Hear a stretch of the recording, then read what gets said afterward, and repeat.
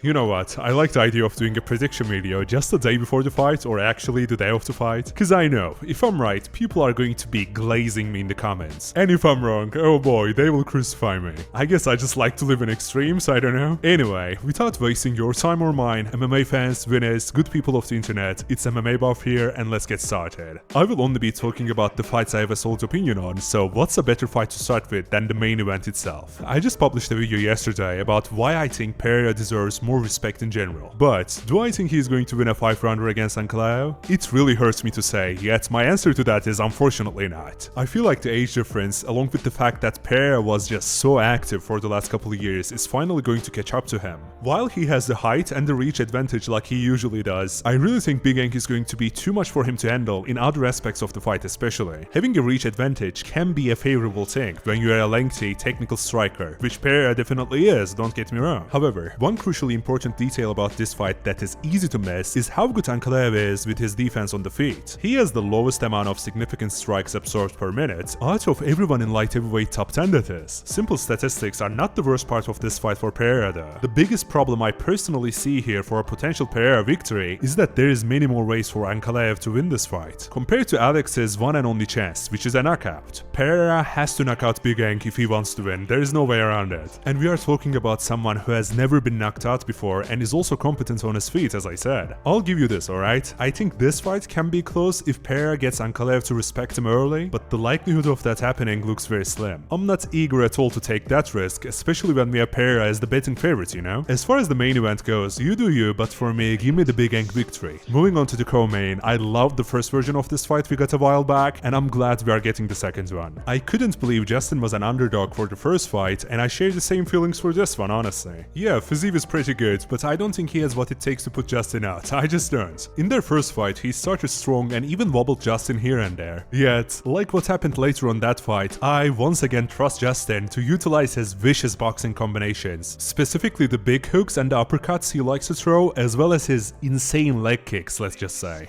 I wanna remind everyone, Fiziev is coming off from a torn ACL. He was indeed faster in the first fight initially and won the first round, but in the end he still faded, right? My guess is we are going to get the same thing happening in the second fight. And for those of you who are worried for Justin, no, getting knocked out at the last second by Max Holloway after taking so much damage throughout a 5-rounder definitely doesn't mean his chin is gone. Justin's chin will be more than good enough to take this victory from short notice, recovering from ACL Fiziev easily. My picks so far are 2 underdogs for the main and the co-main, so you cannot be that harsh to me, okay? Moving on to the next one, we got Jalen Turner versus Ignacio Bahamondes. Well, it will be an interesting fight for sure, two guys who are known for their striking and knockouts. I gotta tell you though, I liked what I saw from Ignacio on his last fight quite a bit. I was kind of skeptical of him just a little because I saw Belal glazing him a bit too much. I love Belal as a fighter, but I thought he was just being overly nice to his teammate, you know what I mean? After going back and watching Ignacio's fights, I think he has the technique, the power, and the hunger most importantly. Jalen Turner is there to match him with the technique and the power for the most part. However, I get the feeling his hunger after his last couple losses may not be what it used to be, if that makes any sense. Seeing him lose to Manny Moicano after knocking him down trying to play the star, it unfortunately took Jalen down a notch in my eyes, and maybe I'm just being biased, but still, give me Ignacio for the win. As for the last fight I'll be covering today, Bobby King Green versus Ruffy. Oh wow, another fight for Ruffy to show off on. You know what, I'm not even complaining. Ruffy had some issues in his last fight, especially later on, but he still looked phenomenal overall. I think a win over Bobby Green surely would allow his hype to grow even further. Unless it's a weird sequence where Green catches him with a power punch, I struggle to see Ruffy losing this. One thing is for sure with Ruffy on this fight, he will look at least somewhat flashy with the way he will win. Let me tell you, we can comfortably count on that. So this time around, I'm taking the favorite, Ruffy, to win.